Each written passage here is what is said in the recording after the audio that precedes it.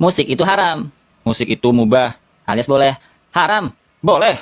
Perhatikan ini, hadis Rasulullah SAW. Sungguh akan ada sebagian dari umatku yang menghalalkan zina, sutra, minuman keras, dan alat-alat musik. Hadis riwayat Bukhari. Nabi SAW mengatakan akan ada yang menghalalkan, berarti pada asalnya diharamkan. Tunjukkan ke gua hadis atau ayat Al-Quran secara terang-terangan melarang musik, seperti larangan minuman khamr, haramnya berzina, haramnya sutra bagi laki-laki, semua ada larangannya kecuali larangan musik. Karena gua sejauh ini belum menemukan larangan musik secara terang-terangan. Rasulullah bersabda, sesungguhnya yang halal itu jelas dan yang haram itu jelas, dan di antara keduanya ada perkara yang samar-samar atau syubhat. Kebanyakan manusia tidak mengetahuinya. Jangan dipotong hadis itu. Hadis itu ada kelanjutannya.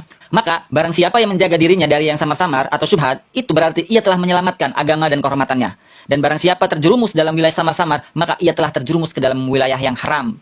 Imam Al-Albani rahimahullah di dalam kitabnya Hukmul Ma'azif, beliau mengatakan, kalau seandainya belum ada riwayat tentang alat-alat musik, satu ayat atau satu hadis pun kecuali hadis di atas, maka itu sungguh sangat sudah mencukupi di dalam pengharaman alat-alat musik. Ditetapkan yang haram itu jelas dan yang halal itu jelas. Sedangkan musik tidak ada larangan haram sebelumnya. Gue juga sependapat, jika musik itu haram kalau dibarengi dengan kemaksiatan, memakai sutra, main musik sambil mabuk-mabukan, jatuhnya aktivitas main musiknya jadi haram karena main musiknya melalaikan kita dari Allah dan membuat kita semakin jauh dari Allah. Dalam hadis yang diriwayatkan Imam Al-Bukhari melalui jalur Aisyah, diceritakan tentang budak-budak perempuan yang bernyanyi di rumah Nabi Muhammad SAW pada momen hari raya Aid. Ada Abu Bakar ketika itu, dan di sisi Aisyah ada dua orang budak yang sedang bersenandung. Isi senandungnya mengingatkan pada peristiwa pembantaian kaum Ansor dalam perang Bu'ats.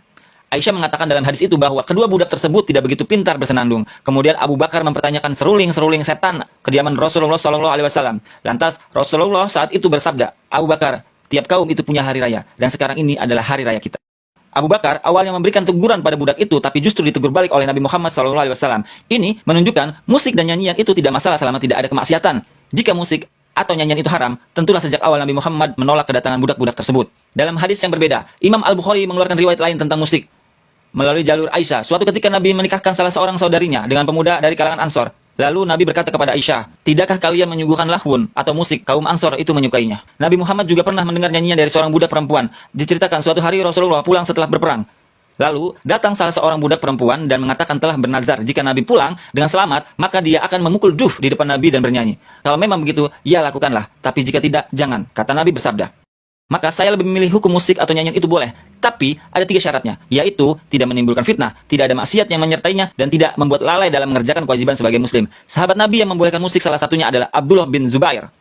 Lo juga harus tahu, beberapa sahabat Nabi yang lain juga ada yang mengharamkan musik. Di antaranya adalah sahabat bernama Abdullah bin Mas'ud dan Abdullah bin Abbas. Perhatikan ini. Rasulullah bersabda, aku tidak melarang kalian menangis, namun yang aku larang adalah 2 suara yang bodoh dan maksiat. Suara di saat nyanyian, hiburan atau kesenangan permainan dan lagu-lagu setan, serta suara ketika terjadi musibah, menampar wajah, merobek baju dan jeritan setan. Hadis riwayat Hakim dan Baihaqi. Dan lo harus tahu, 4 mazhab mencela nyanyian. Imam Abu Hanifah, beliau membenci nyanyian dan menganggap mendengarnya sebagai suatu perbuatan dosa. Imam Malik bin Anas, beliau berkata, barang siapa membeli budak, lalu ternyata budak tersebut adalah seorang bidu wanita atau penyanyi, maka hendaklah dia kembalikan budak tadi karena terdapat aib.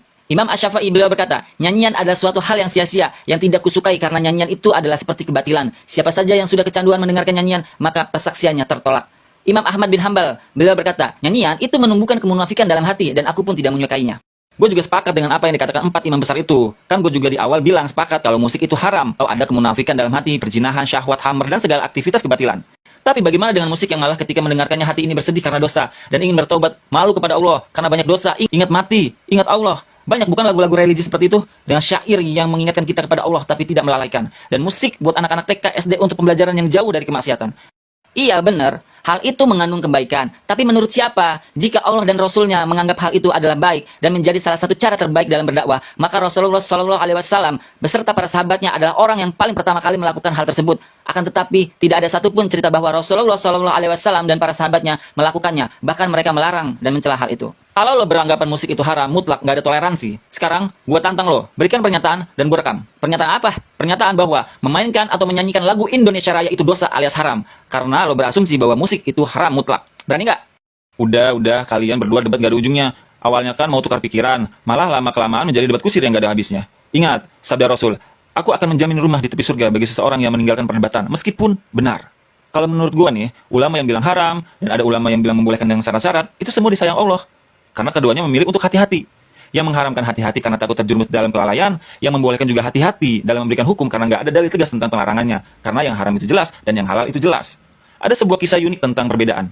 Ketika itu, Abu Bakar terbiasa mengerjakan sholat witir setiap selesai menjalankan ba'da isya, sementara Umar menjalankannya di sepertiga malam. Mana yang benar menurut Rasulullah?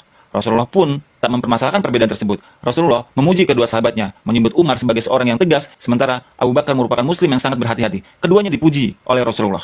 Jangan-jangan Allah dan Rasulnya ridho terhadap ulama-ulama yang kita sebutkan tadi, tapi tidak ridho melihat kalian berdebat hingga menimbulkan kebencian di hati kalian. Jadi, sudahi debatnya.